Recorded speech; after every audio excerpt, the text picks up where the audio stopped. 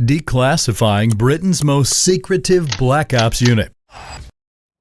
You're probably familiar with the British Special Air Service, popularly known as SAS, or the Special Boat Service, SBS. Both of these units are well known for carrying out top priority missions globally. However, these units have a secret sibling that most people haven't heard of before, known as the Special Reconnaissance Regiment, or SRR. This unit is very similar to the America's Intelligence Support Activity. The SRR operates in the shadows, and they're responsible for some of the most elite missions that the British government wants to keep out of the public eyes. Today, we will be declassifying the SRR, and we'll see what makes these guys so good at what they do. The Special Reconnaissance Regiment is a highly secretive special forces unit within the British Army that conducts covert surveillance and intelligence gathering operations. While not as well known as elite units like the SAS and SBS, the SRR operates in the shadows and undertakes classified missions around the world. The SRR was formed in 2005 from the amalgamation of the Covert Surveillance Unit known as the Intelligence Corps 14th Intelligence Company, also called the DET, and selected members of the SAS and SBS. The 14th Intelligence Company, named the DET, was originally formed in 1973 during the Northern Ireland Troubles to conduct covert surveillance operations against the IRA and other paramilitary groups. Based out of the County Fermanagh, Northern Ireland, the unit recruited heavily from the Intelligence Corps and specialized in planting bugs and tracking devices, monitoring communications, conducting mobile surveillance of targets, and gathering intelligence. Operatives from the DET typically operated undercover, blending into the local population. They utilized technical surveillance equipment and expert stalking techniques to monitor terrorist suspects over extended periods, providing real-time intelligence to the British security forces. Over the years, the unit successfully uncovered numerous IRA arms caches and foiled many planned attacks. In the late 1980s, the DET began deploying outside of Northern Ireland to conduct surveillance operations in support of UK Special Forces.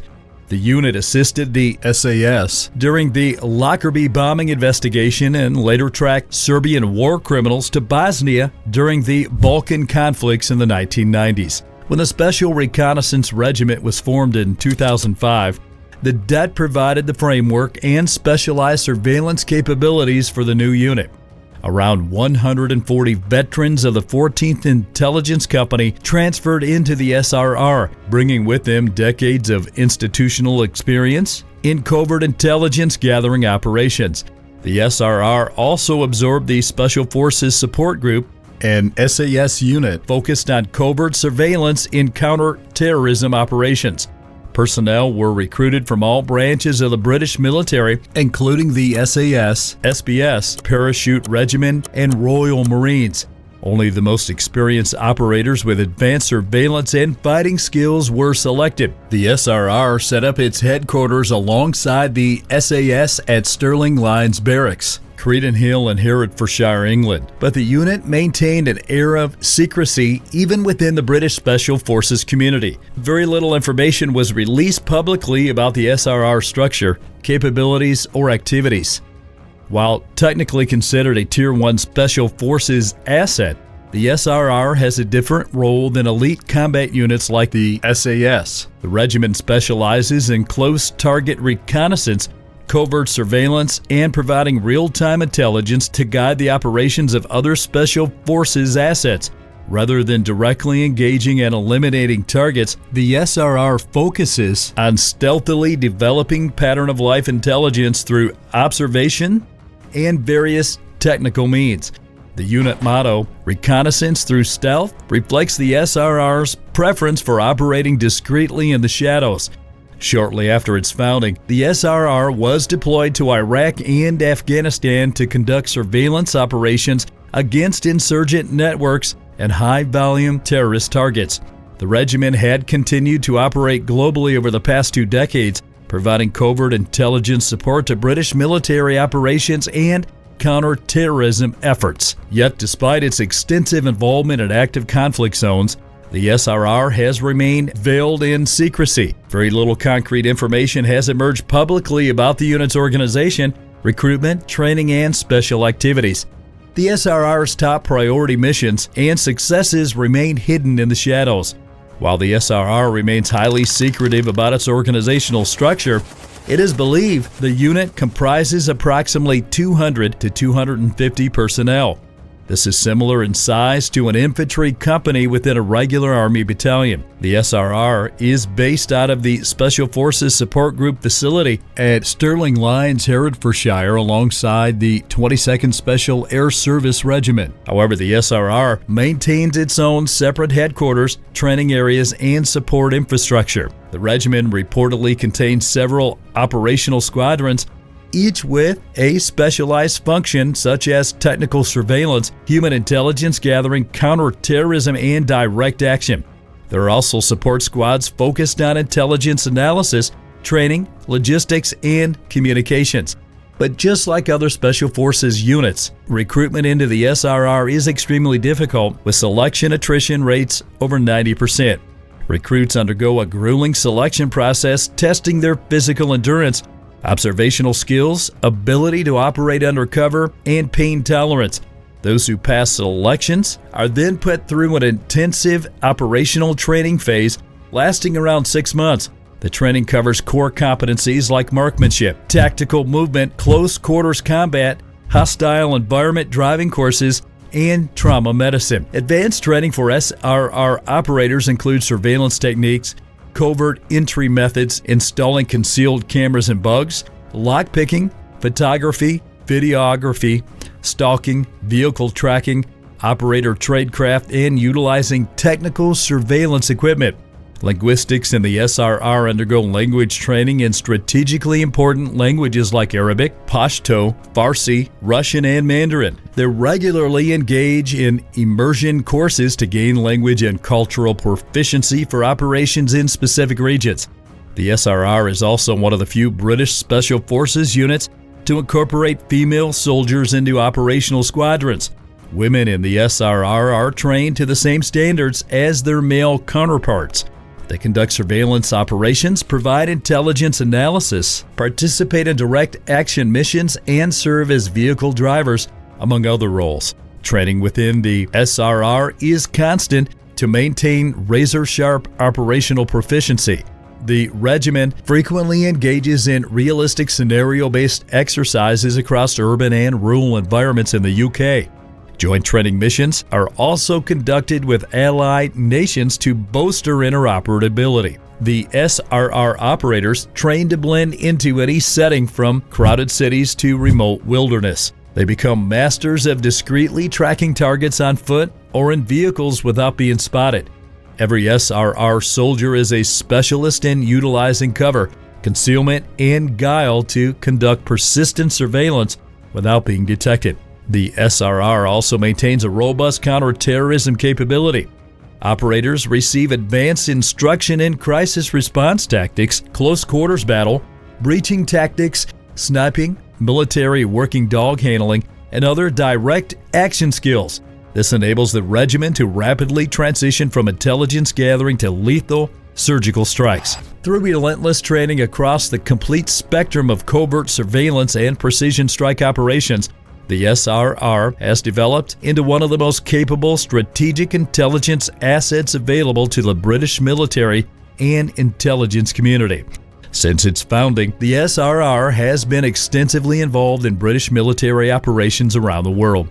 The unit played a key role in Iraq and Afghanistan, conducting relentless surveillance and direct action missions against insurgent networks.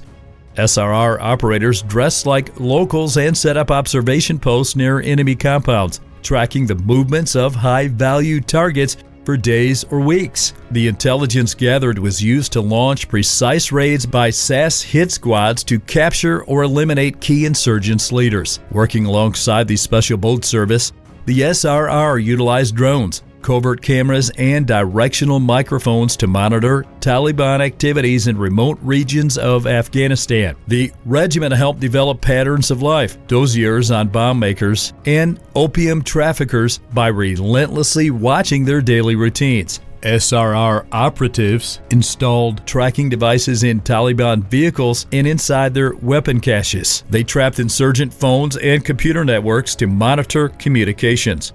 Fake checkpoints were set up to covertly fingerprint suspected bomb makers. These intelligence puzzle pieces were gradually pieced together for deadly effect. However, the regiment's surveillance tactics occasionally had tragic consequences. In July 2005, the SRR was monitoring several individuals erroneously suspected of being involved in London's transit bombings. An SRR team tracked Brazilian national Jean Charles de Menezes onto a subway train, leading our police units to believe he was a suicide bomber. De Menezes was shot 7 times by police, only to be found innocent later. The SRR's involvement in this mistaken killing generated immense controversy, but the government refused to disclose details, only admitting that unidentified special forces were assisting the counter-terrorism operation. During the Libyan civil war in 2011, around 24 SRR operators deployed secretly into the country to coordinate airstrikes and provide combat training to anti-Gaddafi rebels. The regiment's assistance helped topple Gaddafi's regime. However, the UK government initially refused to acknowledge its ground role. On June 27, 2006, a joint operations known as Operation Ilias was carried out by a 16-man unit composed of members from C Squadron of the Special Boat Service and the SRR. The objective was to covertly apprehend 4 insurgent leaders who were hiding in compounds on the outskirts of the Sangin province. On the way back to their Land Rover vehicles, they were unexpectedly ambushed by an estimated 60 insurgents. The team found cover in an irrigation ditch after one of their vehicles was disabled by a rocket-propelled grenade.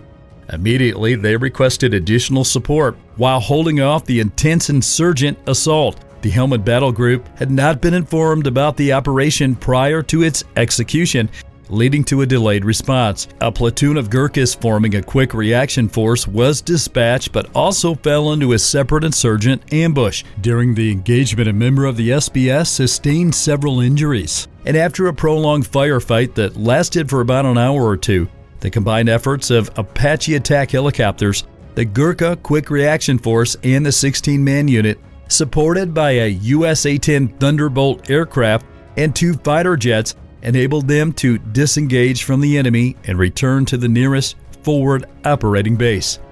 During the intense gunfight, 2 of the 4 targeted insurgent leaders were killed, while the remaining 2 managed to escape amidst the chaos.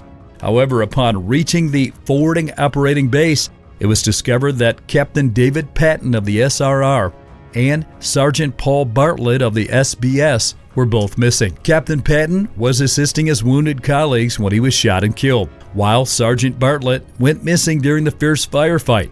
In response to their disappearances, a company from the Parachute Regiment embarked on a Chinook helicopter to search for them.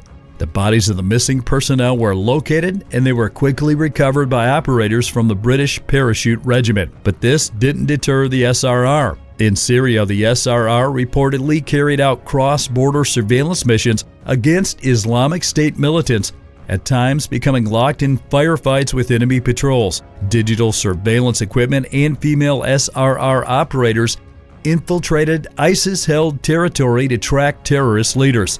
The unit has also undertaken discrete missions in Eastern Europe to monitor Russian military activities and gather electronic intelligence.